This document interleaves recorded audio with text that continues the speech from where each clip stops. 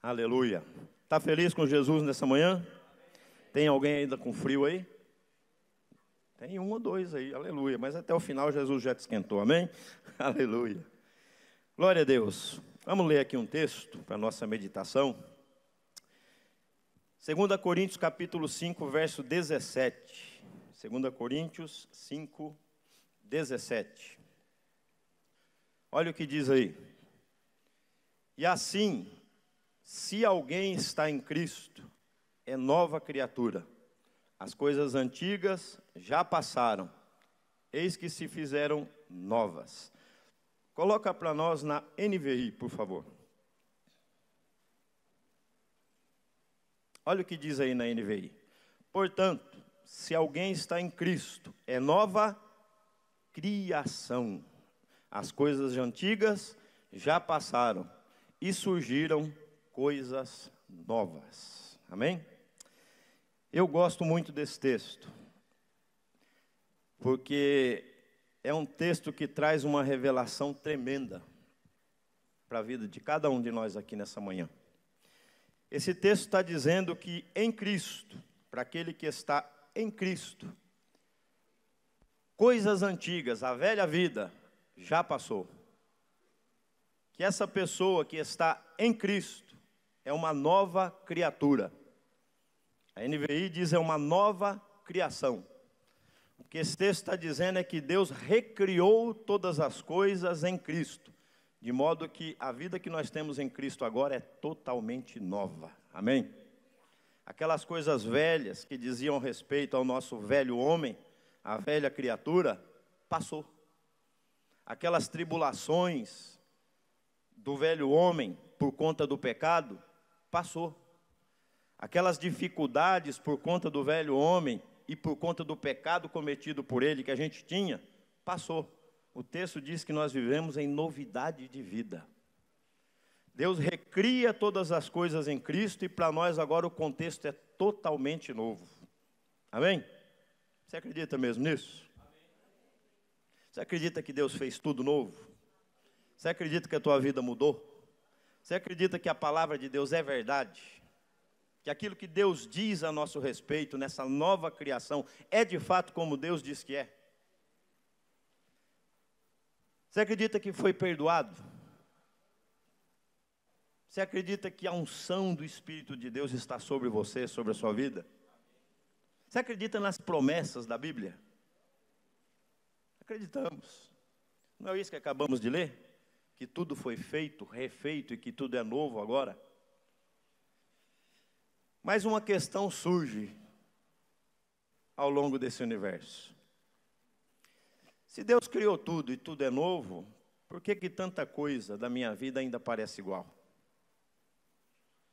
Se Deus criou tudo novo, refez, é uma nova criação, por que agora que eu sou de Cristo, aqueles velhos problemas me acompanham? Se Deus criou tudo, tudo é novo, tudo agora está em Cristo, é uma nova criação, por que eu ainda tenho tanta dificuldade? Porque quando eu olho para essas promessas, a impressão que eu tenho é que elas estão tão longe. Se Deus criou tudo novo, se Deus refez todas as coisas, se a palavra de Deus é verdade, se a Bíblia diz que Deus é a minha força, por que tanta fraqueza? Por que a gente se sente tão fraco, muitas vezes? Por que tanta dificuldade de fazer aquilo que a Bíblia diz que já está aí, está feito, é só assumir? Por que tanto conflito na alma, no espírito? Por que às vezes tanta dúvida com relação ao que Deus diz? Deus está dizendo que nossos pecados foram perdoados, mas de repente vem a seta do demônio na cabeça. Você ainda é aquela pessoa. Se a Bíblia diz que o pecado já não tem mais domínio sobre nós, por que a tentação é tão forte? E por que muitos não conseguem nem resisti-la? Por que essa novidade de vida que a gente acabou de ler aqui, essa nova criação, parece tão longe da prática? Na teoria é uma coisa, mas na prática é outra. Você olha para aquelas promessas da Bíblia, e são muitas, são mais de 8.000. E você olha para aquelas promessas e parece que você enxerga aquilo num horizonte tão distante, tão longe de se tornar uma realidade prática para hoje. Por que que a teoria é uma coisa e na prática mesmo, no dia a dia, é outra coisa? Por que que você sente alegria, por exemplo, quando está aqui no culto e louva como a gente acabou de louvar? E o seu coração se enche de alegria, você olha para essas confissões que nós cantamos aqui, e o seu coração se enche, você diz, é verdade mesmo, Deus está comigo, e a minha força, e eu me rendo, e aquela coisa toda. Mas amanhã, na segunda-feira, o negócio muda. Hã? Por que isso? Será que a Bíblia não diz exatamente o que ela está dizendo? Será que Deus ele só está querendo falar isso aqui para dar uma enganada no nosso coração? Será que a gente está depositando fé numa ilusão? Por que que a prática da vida é tão diferente quando a gente olha para textos como esse aqui que afirmam que agora quem está em Cristo, se alguém está em Cristo, é uma nova criatura? E por que que a velha vida está aí tão presente ainda? A velha natureza, o velho homem, os velhos hábitos, os velhos defeitos, esse meu temperamento que não muda. Por que que meu casamento continua do mesmo jeito? Eu agora sou de Cristo, eu vim para a igreja, eu ouço a palavra, eu creio no que está dito aí, mas está tudo igual. Não parece que tem alguma coisa errada, sim ou não? Se você é um cristão que segue como todo mundo segue, você já enfrentou esses problemas, e se é que não está enfrentando exatamente agora.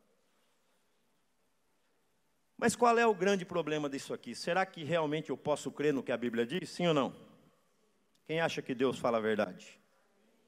Se Deus diz, é verdade. Se a palavra de Deus nos afirma, é verdade. Sim ou não? Mas tem um detalhe que nós precisamos entender, e que às vezes, a gente já sabe disso na verdade, só que é uma coisa que parece que não fixa na nossa consciência. A grande verdade, meu querido, é que tudo aquilo que a Bíblia diz é verdade. Deus é verdadeiro, Deus não mente. E se Deus diz alguma coisa na sua palavra, você pode apostar a tua vida nisso. Aquilo é verdade, vai se cumprir. A questão que a gente precisa se atentar é a seguinte: existem duas realidades. Quantas realidades? Duas realidades. Exatamente agora, exatamente nesse momento aqui, existem duas realidades convivendo, nesse exato momento. E você decide em qual delas você quer viver. A decisão é tua. Preste atenção no texto que a gente acabou de ler. Portanto, se alguém está em Cristo, olha o que ele está dizendo. Esse se aí é uma condicional. Se alguém está em Cristo. Ele está me dizendo que alguém pode não estar em Cristo. Se alguém está em Cristo, é nova criação. Tudo foi refeito. As coisas antigas passaram, eis que surgiram coisas novas. Se alguém está em Cristo. Para aquele que está em Cristo, existe uma novidade de vida. Existe uma criação novinha. Dessa vez, não mais abalada pelo pecado. Mas se alguém não está em Cristo, ele está vivendo em uma outra dimensão, numa outra realidade. Se alguém não está em Cristo, em quem ele está? Quem não está em Cristo, está em quem? O diabo? Não. O diabo é uma carta fora do baralho, mas esquece desse camarada aí. Vamos pensar diferente. Se alguém está em Cristo, é nova criação. Se uma criação é nova, é porque tem uma velha. Quem é o cabeça da primeira criação? Da velha? Adão. Ele é o primeiro cabeça de raça. Ele é o primeiro homem. Foi Adão quem pecou, e por meio de Adão o pecado entrou no mundo. Foi por causa dele que tudo foi condenado. Sim ou não? Se alguém não está em Cristo, que Paulo vai chamar lá em 1 Coríntios 15 de o segundo Adão, existem dois cabeças de raça. O primeiro é Adão, o segundo é Cristo. O primeiro Adão deu origem à primeira criação, da qual eu e você somos descendentes. E essa criação, segundo Paulo lá em 1 Coríntios, é uma criação material, terrena. Terrena.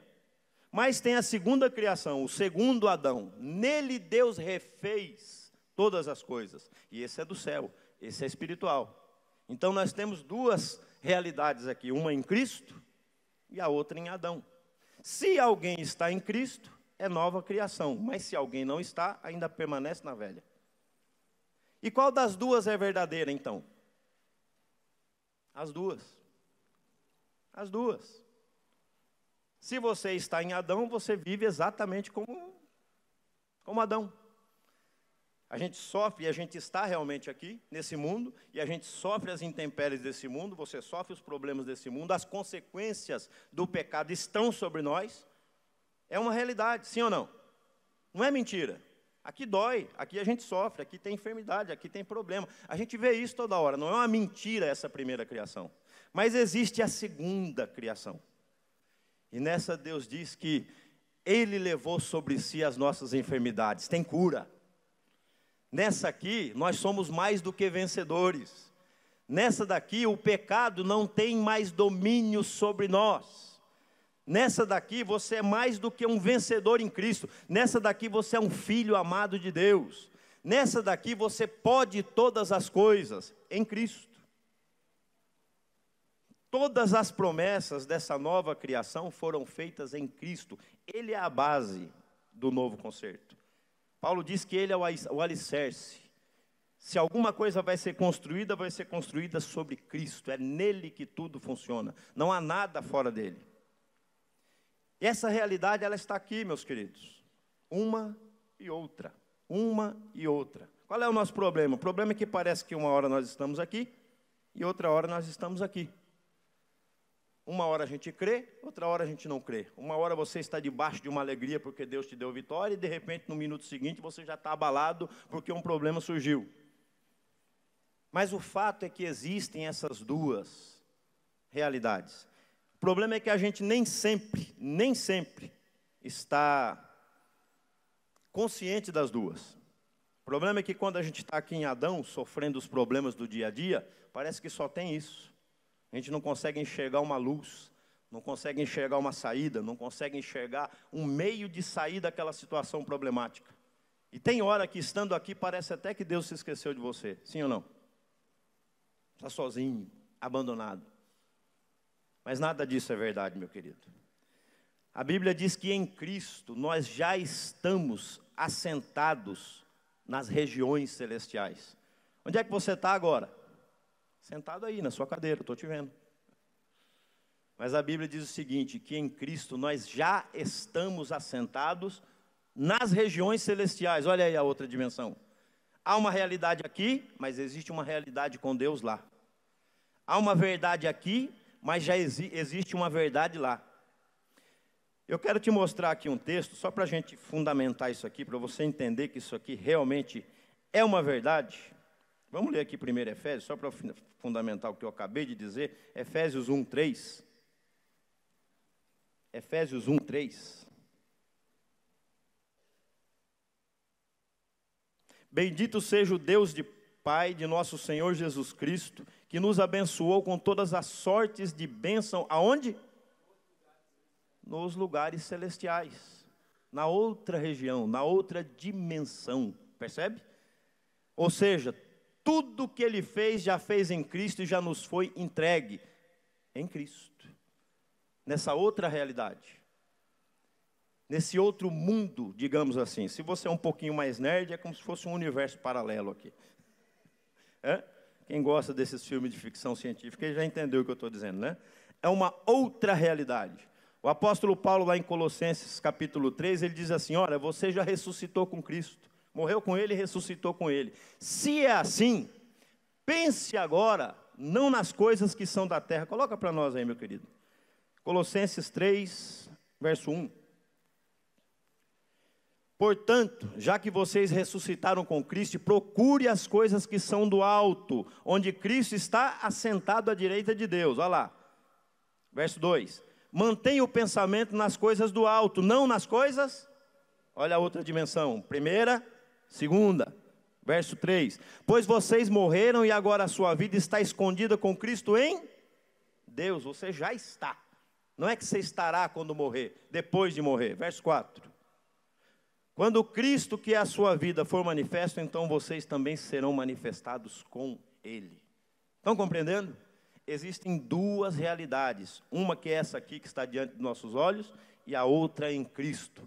Uma imperfeita por causa do pecado e por causa do primeiro cabeça. A outra totalmente perfeita, isenta de qualquer derrota, livre do pecado e de qualquer consequência do pecado, porque Cristo venceu o pecado e venceu a morte. Amém? Para a gente entender de uma vez por todas, eu quero te mostrar um quadro na Bíblia que coloca essas duas realidades assim, ó, uma de frente da outra. Segundo livro de Reis, capítulo 6, verso 15. O servo do homem de Deus levantou-se bem cedo pela manhã,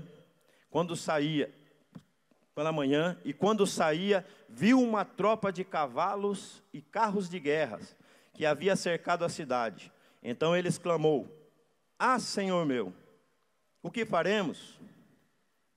O profeta respondeu: "Não tenha medo, aqueles que estão conosco são mais numerosos do que eles." E Eliseu orou: "Senhor, abre os olhos dele para que veja." E então o Senhor abriu os olhos do rapaz, e olhou, e eis que viu as colinas cheias de cavalos e carros de fogo ao redor de Eliseu. Olha que coisa interessante. Israel estava em guerra com a Síria. Havia uma perseguição tremenda. Todas as vezes que o rei da Síria armava uma emboscada, o profeta Eliseu era avisado por Deus, e ele avisava o rei de Israel, e o rei de Israel, então, não passava por aquele lugar. Tentavam armar uma emboscada em determinado canto, Deus revelava para o profeta Eliseu, Eliseu avisava o rei de Israel, e Israel ia para outro local. Isso aconteceu várias vezes. Até que chegou o momento que o rei da Síria disse o seguinte: "Quem de vocês, meus conselheiros, está trabalhando para o rei de Israel? Tem um dedo duro aqui. Porque toda vez que eu armo uma armadilha para Israel, o rei de lá fica sabendo e vai por outro lugar. Quem de vocês?" E aí ele disse: "Não, nenhum de nós aqui é um delator. Nenhum de nós aqui trabalha para o rei de Israel. Nenhum de nós é dedo duro. O que acontece é o seguinte: lá em Israel tem um profeta, um homem chamado Eliseu. Todas as vezes que o Senhor faz um plano, Deus revela para ele. Aquilo que o Senhor fala no teu quarto de dormir, ao pé da orelha, Deus revela para o profeta Eliseu." E aí o rei da Síria disse o seguinte: "O problema então é um homem?" Faz o seguinte: pegou um destacamento do seu exército e mandou perseguir, localizar e abater o profeta Eliseu. E aí olha o que aconteceu, o texto que nós acabamos de ler aqui. O exército chega de noite numa cidadezinha chamada Dotã, um vilarejo, na verdade, pequenininho, e durante a noite eles cercam a cidade. E aí acontece o que nós acabamos de ler aqui. Geazi, o moço do homem de Deus, de manhãzinha acorda, e quando ele acorda, que ele abre a porta, que ele sai no quintal, que ele olha, a cidade cercada. Um exército inteiro cercou o vilarejo, não tinha para onde fugir. E aí ele volta devagarzinho: "Meu Senhor, o caldo entornou para o nosso lado, o que é que nós vamos fazer?" Ele entrou de desespero: "Ah, meu Senhor, o que faremos?" Imagina a situação. Você e o seu senhor, presos numa casinha e tudo cercado, um exército do lado de fora, totalmente sem saída. O que você faria? Olha que situação. Realidade. Uma realidade. Um problema. Uma circunstância. Mas aí ele chama o profeta Eliseu e anuncia o acontecido. Nós estamos cercados, um exército inteiro lá fora. O que é que nós vamos fazer? Não tem saída. E aí o profeta Eliseu dá uma olhadinha na janela e volta para dentro tranquilo. Fica tranquilo, está tudo certo. Mais são os que estão conosco do que os que estão com eles. Tenta se colocar no lugar de Geazi agora. Qual é a visão que ele tem diante dele? Um exército lá fora, nós estamos cercados, não tem para onde correr. E você está dizendo que mais são os que estão conosco do que os que estão com ele? Aqui só tem eu, você e eu. E como que a gente é mais? Aonde? Ainda é cedinho, eu acordei de madrugada, você bebeu já essas horas? Hã? Mas olha o que acontece em seguida. Verso 17.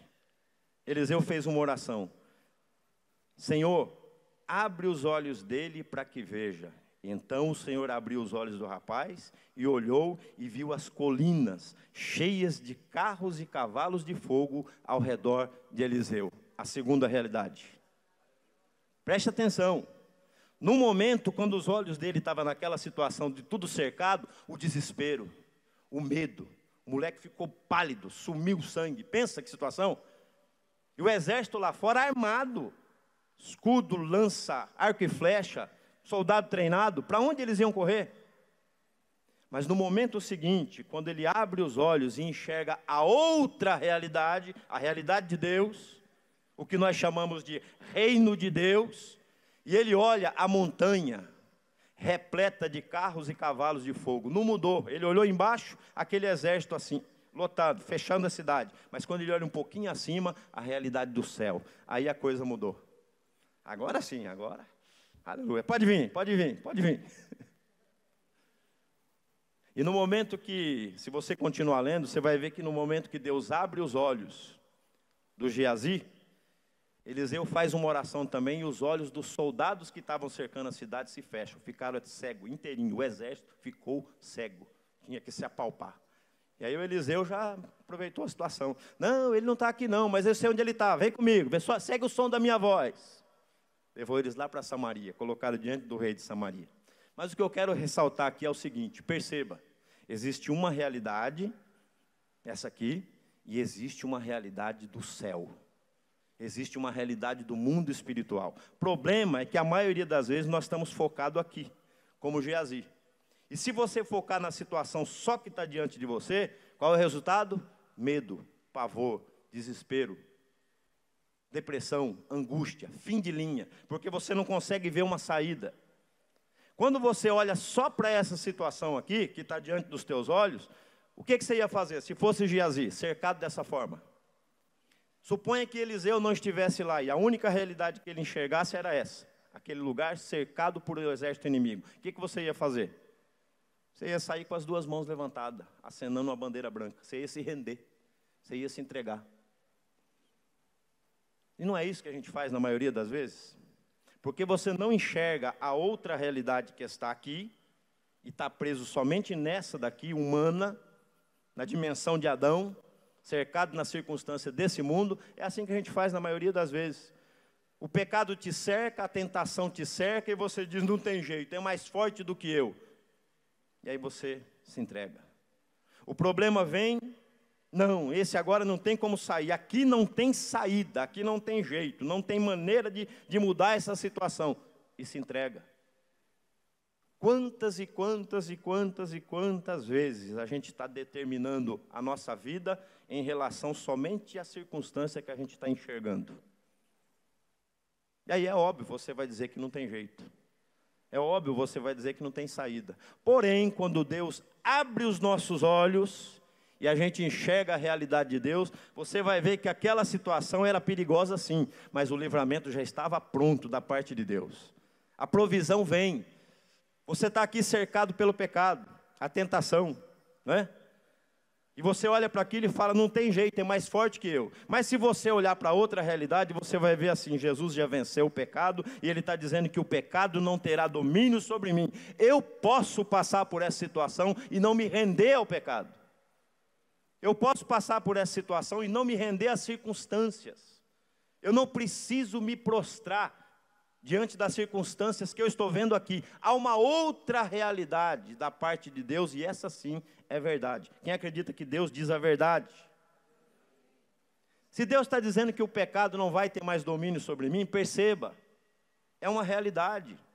Basta eu crer nesse negócio, me apropriar desse negócio, e eu vou viver a vida que Deus preparou para mim.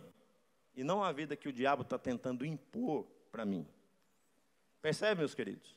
É uma questão de você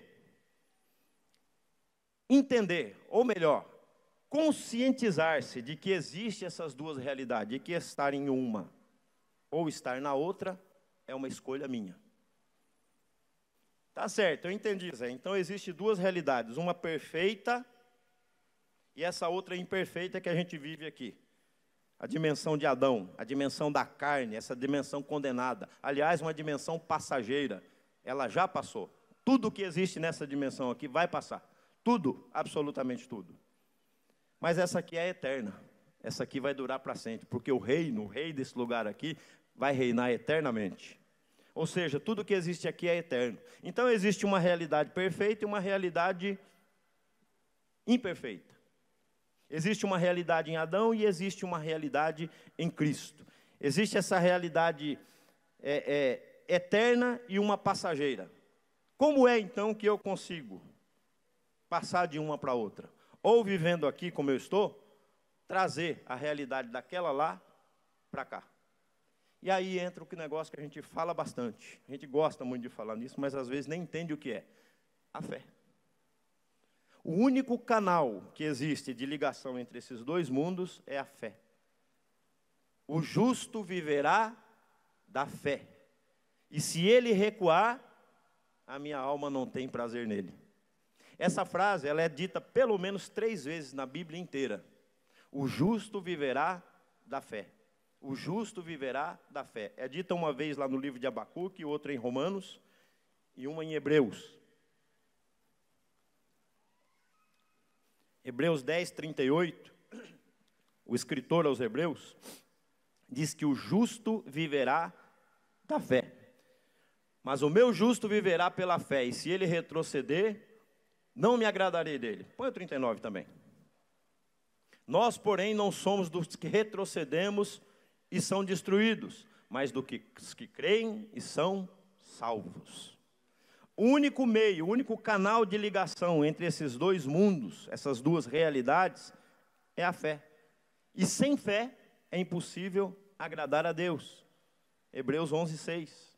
Sem fé é impossível agradar a Deus. Não tem nada que eu faça aqui, a não ser a fé, não tem absolutamente nada que eu faça que possa trazer aquela realidade para cá. Por exemplo, eu estou diante de um problema, aí eu fico triste. Tristeza não traz aquela realidade para cá. Eu fico todo retraído, eu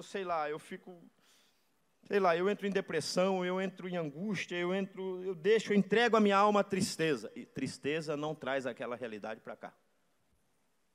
Vou ficar com medo, quem sabe Deus fica com dó de mim. Medo não traz aquela realidade para cá.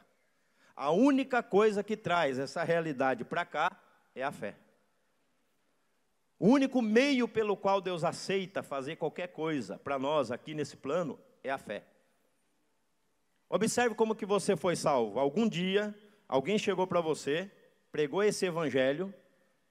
Você, se fosse como eu, por exemplo, que detestava crente, não queria crente nem pintado de ouro, não gostava desse povo barulhento, aquele povo gritando perto da minha casa, com as caixinhas de abelha me acordando no domingo.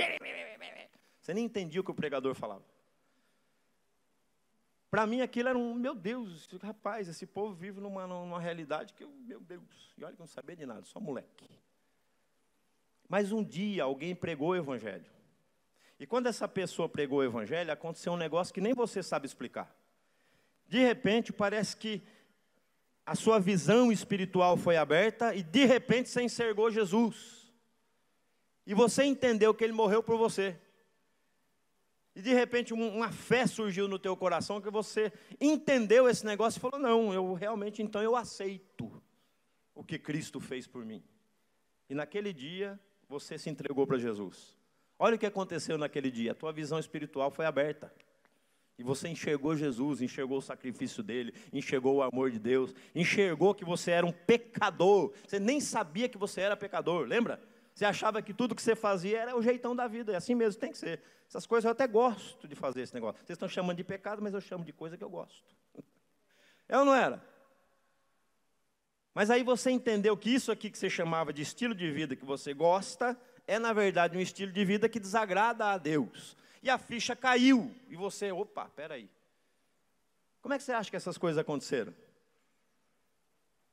1 Coríntios capítulo 4, Paulo diz o seguinte, que o maligno, o príncipe desse mundo, ele cegou não os olhos, ele chegou ao entendimento dos que se perdem. Naquele dia Deus abriu a tua visão e você enxergou Jesus, enxergou você mesmo, teu pecado, tua condição caída e se entregou para Ele. Como que você deu esse passo? Lembra? Pela fé. Pela graça sois salvos por meio da fé, não vem de vós, é dom de Deus. E quando você finalmente entregou sua vida a Jesus, as coisas começaram a mudar. A sua vida agora você começou a ter desejos e vontades que você não tinha. Você agora queria saber da Bíblia, você quer conhecer a Deus. Seu coração sente a necessidade de adorar, de estar mais próximo, de se aproximar dEle. Você sente vontade agora de conhecer Deus de uma maneira diferente. Como você acha que essas coisas aconteceram? Pela fé. E Deus não mudou, irmãos. Tudo que Deus faz para nós, Ele faz por meio da fé. Eu preciso crer. Você precisa crer. E aí as coisas que estão aqui, que Jesus já conquistou naquela cruz, e não são poucas, Ele conquistou a prosperidade. Diz a Bíblia que Ele se tornou pobre para que a gente fosse rico. Ele conquistou a bênção, se tornou maldição para que você fosse abençoado. Conquistou o perdão, conquistou essa comunhão e intimidade entre você e Deus de novo, de modo que o Espírito de Deus agora pode habitar em mim. Mais que isso, Ele subiu ao alto, derramou o Espírito dEle, e hoje eu posso receber o Espírito Santo na minha vida. Ele naquela cruz levou as suas dores, enfermidades, a Deus agradou moê-lo, e Ele levou sobre si todas as nossas iniquidades, pecados, e aquele castigo que estava sobre Ele, é o castigo que nos trouxe a paz. Percebe? Tudo isso já foi feito em Cristo, mas está aqui, nessa outra realidade. E como é que eu trago então? Pela fé. Eu preciso então exercitar a minha fé e entender que o único meio que eu tenho de trazer de Deus, desse mundo para cá, e tornar uma realidade, mudar a realidade que está aqui hoje diante dos meus olhos, é colocar a nossa fé em ação. E aqui, meu querido, eu queria mostrar para você. A Bíblia fala da fé, a definição de fé, por exemplo, uma delas, né, na Bíblia, Hebreus capítulo 11, verso 1. Olha lá o que é fé, segundo Hebreus. A fé é a certeza daquilo que esperamos e a prova das coisas que não vemos. Eu estou aqui. A realidade está lá. O que é a fé? A fé é a certeza daquilo que esperamos e a prova das coisas que eu não vejo. Eu não vejo. Eu não estou vendo o céu agora. Eu não estou vendo Jesus agora sentado à direita de Deus, mas eu sei que Ele está lá.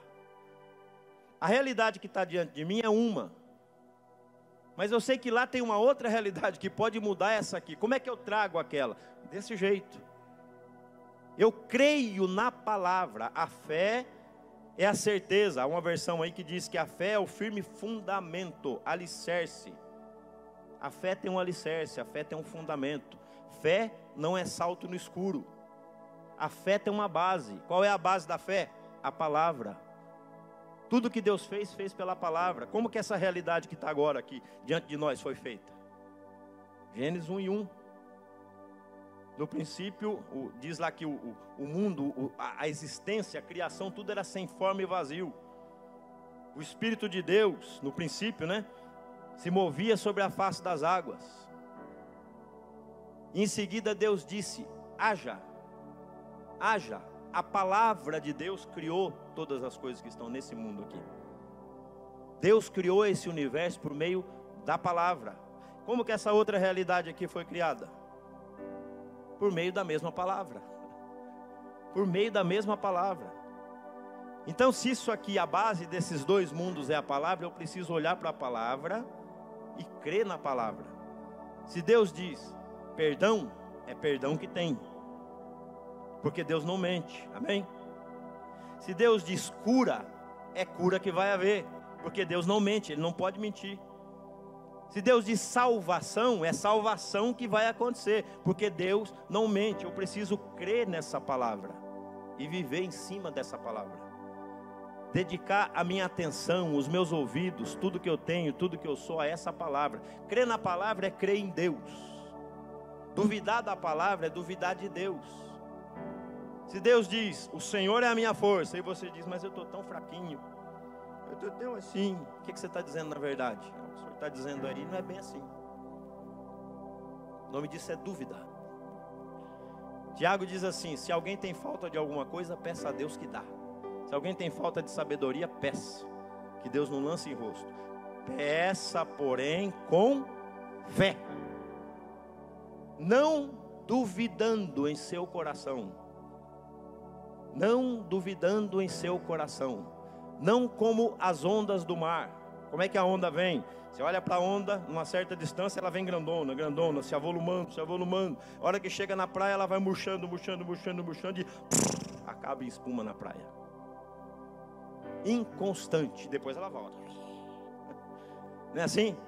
Ele chama isso de inconstância. Ou seja, não há outro meio de nós conseguirmos qualquer coisa de Deus a não ser pela fé. O único meio de mudar a circunstância da minha vida e da sua é assumir o que Deus diz pela fé. Eu olho para mim hoje aqui, eu me vejo de um modo. Eu vejo um Zé Roberto imperfeito, com muito para melhorar. Mas eu olho lá e Deus diz que lá o meu nome estava escrito no livro da vida desde antes da fundação do mundo. Ou seja, lá Deus já tem uma versão do Zé Roberto perfeita. Tem um cara lá que é crente, bom. Pensa no menino ungido, está lá com Deus. O que eu tenho que fazer para trazer aquele Zé Roberto para cá? Crer que Deus já fez tudo o que podia para que eu fosse a pessoa que Ele sonhou para mim. Como é que eu vou trazer isso para cá? Eu vou assumir essa postura pela fé. Esse cara aqui que a tentação vem e quer dar umas derrubadas nele, eu digo, não, em Cristo eu sou mais do que vencedor. Aqui não, capeta. Não, vem a fraqueza e quer dar aquela balada na gente. Não, o Senhor é a minha força. Vem a enfermidade e quer me enfraquecer o corpo para parar a minha caminhada. Eu digo, não, Ele levou sobre si todas as minhas enfermidades. Em Cristo eu sou curado. A maioria de vocês aqui sabe que eu passei uma enfermidade tremenda há uns tempos atrás. E foi tremenda mesmo, meus queridos. Foi uma doença autoimune, abalou todo o meu sistema, a ponto de eu chegar numa situação que eu mesmo olhava no espelho e eu olhava assim, rapaz, eu acho que nós vamos nos encontrar com o Criador daqui a pouco. Eu emagreci 26 quilos. Mas se fosse só a magreza em si, não era o problema. O problema é que a doença era na musculatura. Eu não conseguia subir esse degrau de escada. Eu não tinha força para levantar o pé. Eu não tinha força para levantar 5 quilos. Fiquei quase 1 ano e pouco sem trabalhar. 5 quilos assim para mim era 100 quilos. Olhando para o que eu via no espelho, para a situação, o diagnóstico não era bom. Mas sabe o que me sustentou naquele tempo?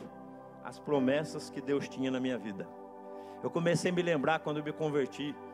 E que lá naquele tempo, doido, lendo a Bíblia, querendo conhecer a Deus, Deus me fez algumas promessas que eu tenho guardado até hoje aqui. E eu olhava para aquilo e falava, não, a promessa não se cumpriu ainda, o Senhor não mente, então essa enfermidade vai passar. E sabe de uma coisa?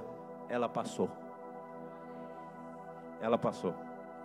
Por quê? Porque você tem que crer no que Deus disse, é o que vai sustentar a nossa vida aqui.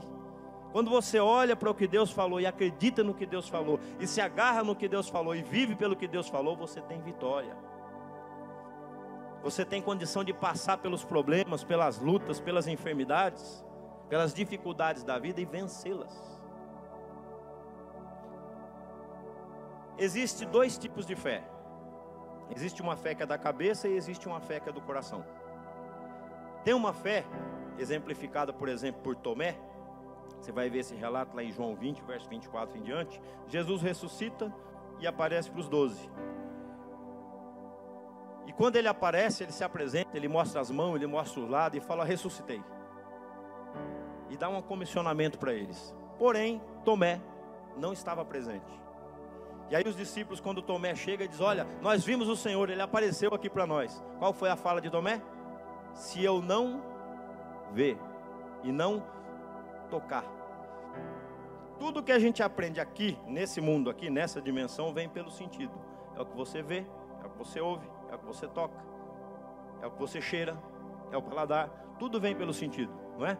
Olha a fé de Tomé, se eu não ver, se eu não tocar. E aí Jesus na semana seguinte aparece, volta lá, e aparece do mesmo jeito. E ele vai direitinho em Tomé. Tomé, dessa vez agora presente, olha aqui. Vê a marca. Tomé, põe a mão do meu lado. E aí ele se vira para Tomé e diz assim, Tomé, não seja incrédulo, mas crente. Tomé, quando vê aquilo, Senhor meu, rei meu, se converteu na hora. Depois que viu, depois que tocou. E Jesus diz para ele assim, então é assim? Depois que você vê, você crê? Bem-aventurado aqueles que não viram, mas creem. Olha a fé de Tomé, é uma fé da cabeça, não é fé na verdade. A gente chama de fé porque só para efeito didático, mas isso não é fé. Isso aqui é um assentimento mental. O que é isso? Você ouve um texto da Bíblia, uma promessa dessas que eu citei, por exemplo, e você acredita. Você concorda, aliás. Está na Bíblia. Ele levou sobre si as nossas enfermidades. Quem concorda com isso? O fato de você concordar não quer dizer que seja fé. Você concordou aqui, ó. Está dito, é Bíblia, realmente, é Deus que está certo. Agora, para transformar isso em fé é outra situação. A fé não apenas concorda aqui. A fé crê em absoluto aqui. A fé é a certeza, não a concordância. É a certeza das coisas que eu não vejo e a prova viva daquilo que eu espero. Eu não tenho ainda, mas já é meu. Aleluia. Está entendendo? Isso é a fé. Você não experimentou, você não tocou ainda, você não apalpou, mas aqui dentro tem uma certeza, é meu, é meu, é meu, e daqui a pouco é mesmo, chegou. Isso é fé. A fé crê no que Deus diz. A fé não é emoção. Fé não é emoção. Estou cheio de fé hoje, por quê? Estou alegre, ontem surgiu, apareceu um dinheiro na minha conta lá, então estou alegre, estou cheio de fé hoje. Aí 2 dias depois você perde o dinheiro, minha fé está abatida. Por quê? Porque a emoção não é fé. Se você seguir pelas emoções, você vai viver naquele alto e baixo, porque as emoções são assim. Um dia você está bem, outro dia você está mal. Um dia você está bem, outro dia você está mal. Um dia as coisas estão certas, aí você está crente. No dia deu errado, aí você está ruim.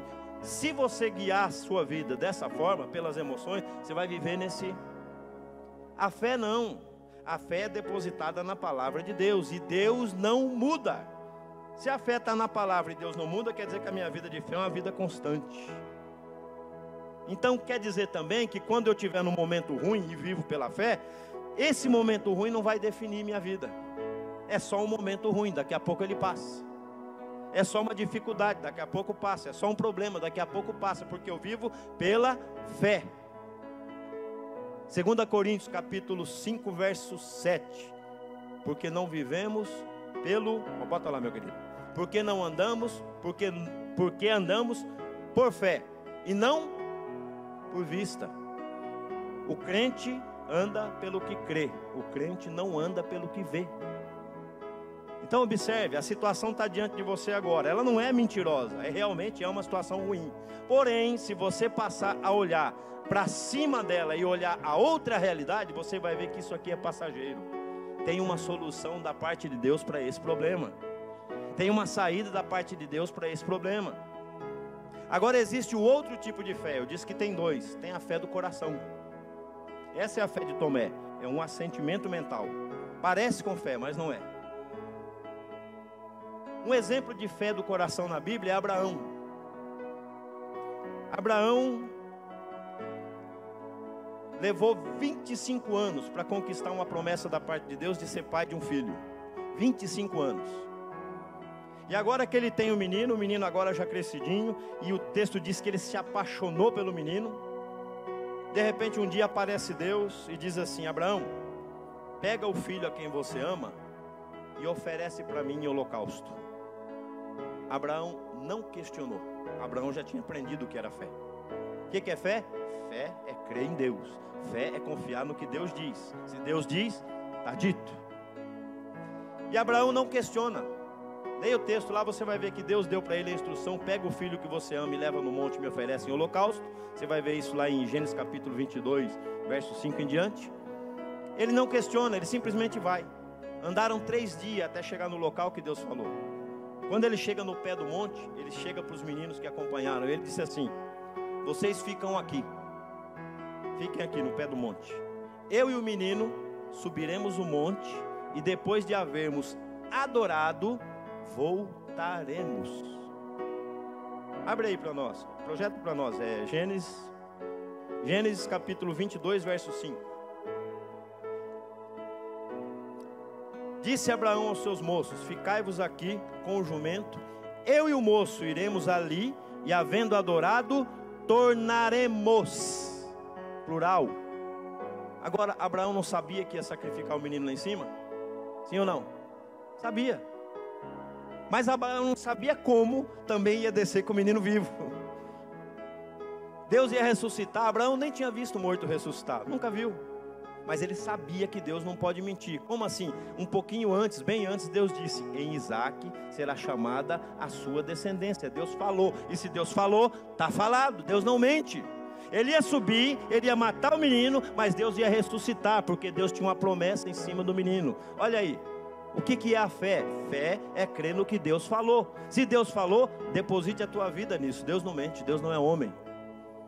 Se Deus falou, vai cumprir uma realidade. Isso aqui é a fé do coração. É aquela fé que não precisa ver para crer, como a fé de Tomé. A fé do coração, a fé do sentido, tem que ver para crer. A fé do coração crê para ver. Ele creu em Deus e Deus realizou diante dele. Isso é fé, meu querido.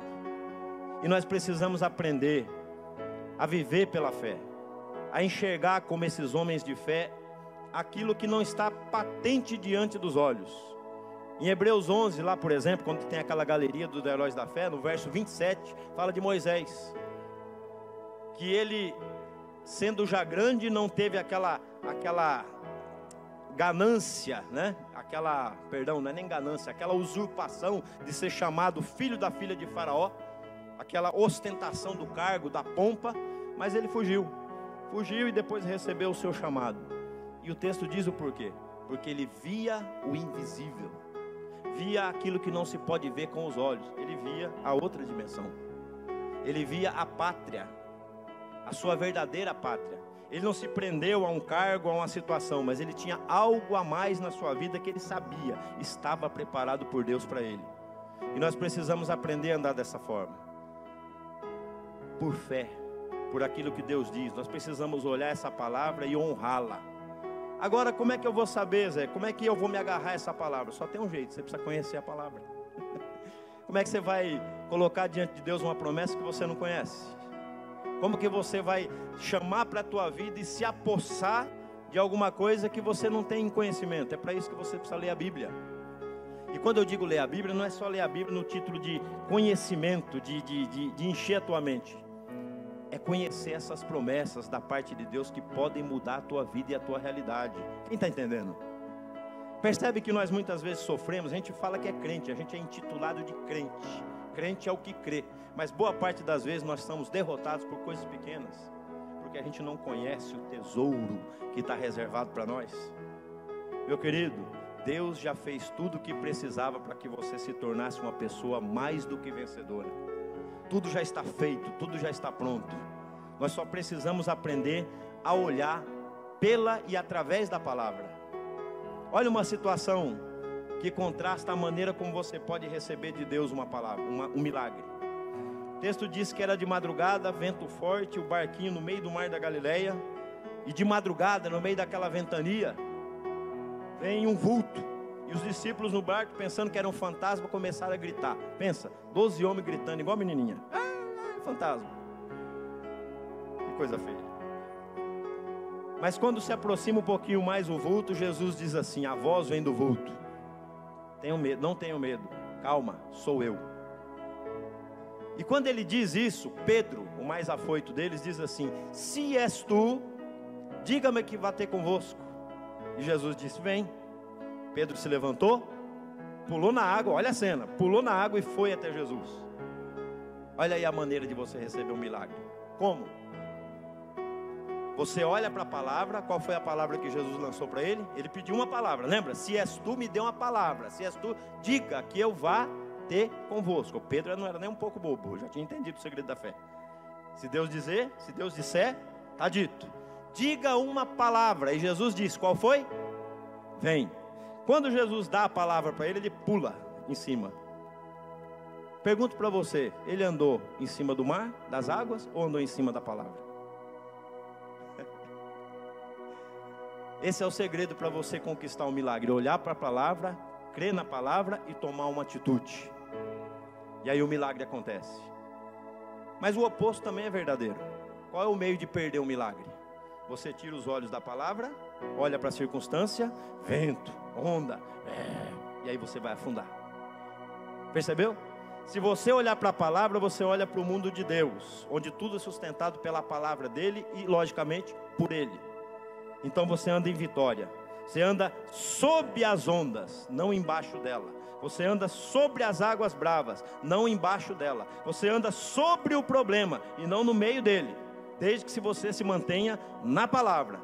Mas quando você tira os olhos dela e vem para outra dimensão das circunstâncias, vento, onda, aquele negócio, vou morrer, aí você entra em desespero, teu coração se abate, você tem medo e... Mas Deus é tão misericordioso que Ele não deixa você afundar. Ele pegou na mão de Pedro e trouxe ele para cima. Mas saiba, esse livramento aqui não é o que Ele tem para a nossa vida. O que Ele tem para a nossa vida é a outra história aqui. Ele quer você andando sobre águas, e não que Ele tenha que vir tirar você daí. Quem está entendendo o negócio? Milagre desse tipo aí, socorro da parte de Deus aí, é só quando a gente falha em crer. E aí Ele vem e livra a gente. Mas o que Ele quer mesmo é que você ande vitorioso, como Ele. Jesus vinha sobre as ondas, e Ele botou o Pedro sobre as ondas, vitorioso. Meu querido, nós precisamos, se quisermos realmente viver essa vida que Deus preparou para nós, a gente precisa concordar com Deus. A gente precisa parar de chamar Deus de mentiroso. Ô Zé, isso é forte. Não. O apóstolo Paulo diz assim, que quem não concorda com aquilo que Deus faz, com as suas promessas, mentiroso o faz. Toda vez que eu não creio naquilo que Deus está dizendo, eu estou dizendo, o Senhor não está falando a verdade, o Senhor não está sendo honesto comigo. Isso para Deus é uma ofensa. Por isso que sem fé é impossível agradar a Deus. Porque quando eu não creio, eu estou chamando Deus de mentiroso. E Deus não é mentiroso. Amém, meu querido? Deus não é mentiroso. Aquilo que Deus fala vai se cumprir. Passa céus e terra, mas a palavra de Deus nunca, jamais passará. Quer viver em vitória? Aprenda a viver em fé. Conheça a Bíblia, conheça essas promessas que estão aqui na palavra ao teu favor. Creia na palavra. Um dos meios de crer é quando você crê, é encher a tua boca com a palavra, é confessar a palavra, externar a palavra. A palavra da fé que pregamos está perto de vós, na tua boca e também no teu coração. Com o coração você crê, com a boca você fala, você confessa. Se a palavra sai da tua boca em fé, ela se torna realidade. E ela se torna realidade dos dois jeitos. Se a palavra for boa, coisas boas virão. Mas se a palavra for ruim, coisas ruins também virão. Salomão diz lá em Provérbios: das palavras da tua boca se encherão o teu ventre. Das palavras da tua boca se encherão o teu ventre. Provérbios capítulo 18, verso 20 e 21. Põe lá para nós.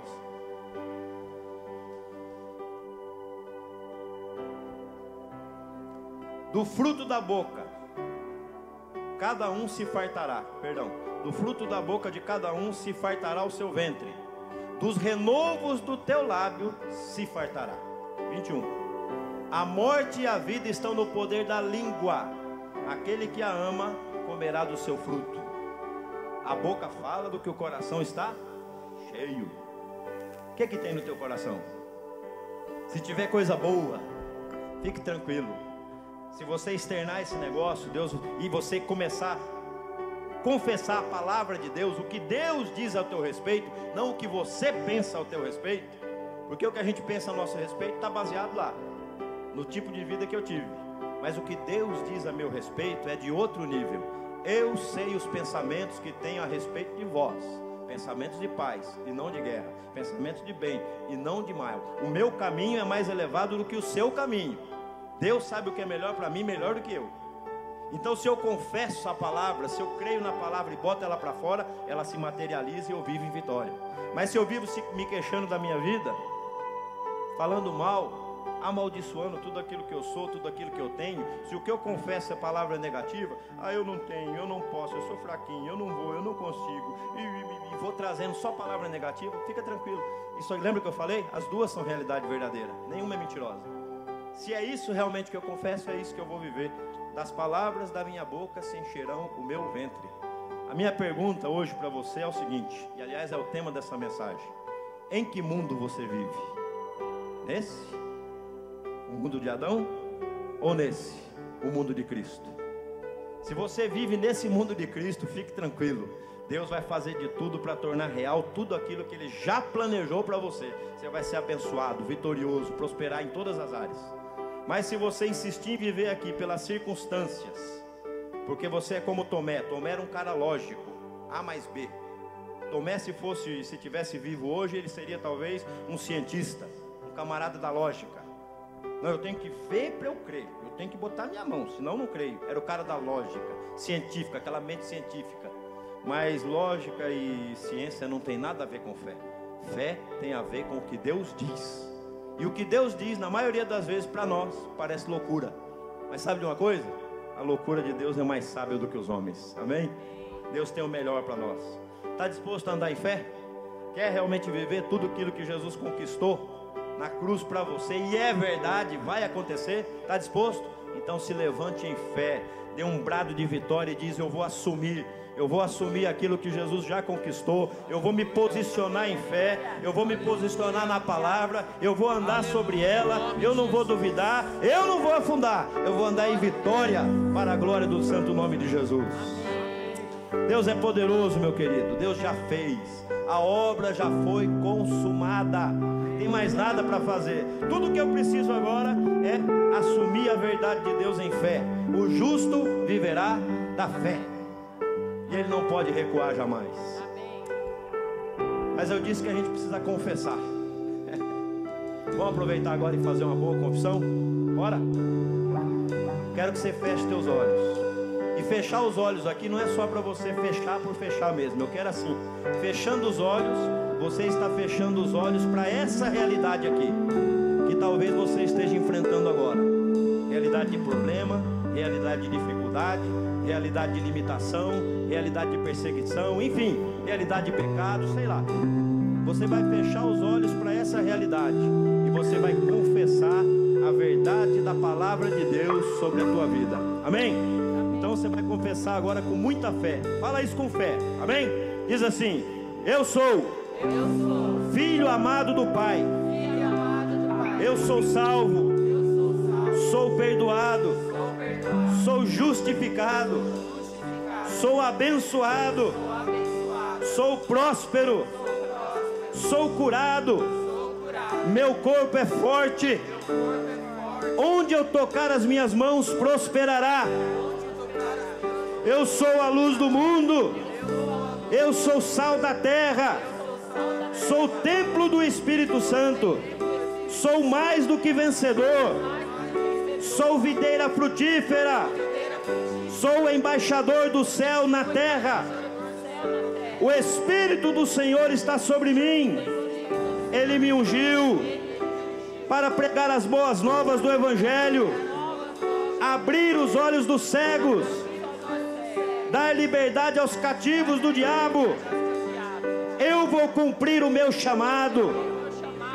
De hoje em diante, nem o mundo, nem os problemas, nem as dificuldades, nem o pecado vão definir quem eu sou para Deus. Eu serei aquilo que Deus determinou para mim. Eu viverei pela fé. Eu nunca voltarei atrás. Eu irei até o fim, até receber a minha coroa, e estarei para sempre com o Senhor. Aleluia! Dê um aplauso ao Senhor. Aleluia!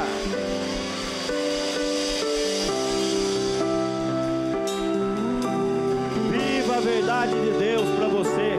Viva a verdade de Deus para você. Se levante pela fé e ande como aquilo que Deus diz que você é. E Ele diz que você é filho de Deus, imagem e semelhança dele. Então a partir de hoje, levanta assim a cabeça, enche o peito e anda assim com essa sensação: eu sou filho de Deus na terra. Onde eu chegar, chegou Deus, o Espírito Santo chegou, a bênção chegou, esse ambiente vai mudar, demônio vai sair em retirada, porque um filho de Deus chegou. Amém? Não aceita que o diabo nem as situações desse mundo venham diminuir quem você é. Jesus pagou um alto preço para que essa nova realidade, essa nova criação fosse verdade. Então, viva pela fé o que Jesus já fez por você. Amém, meus queridos? Glória a Deus, Deus é poderoso e fiel. Pode se assentar um minutinho.